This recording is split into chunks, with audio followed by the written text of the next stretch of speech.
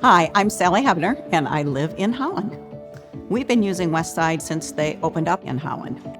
So I was at Menards and went out to start the car, and it wouldn't start.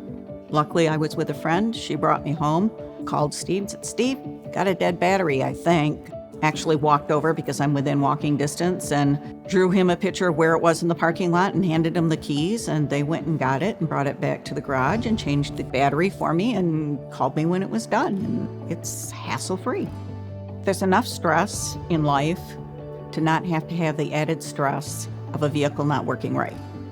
I trust Westside with their vehicles because they've always just treated us right and done it right.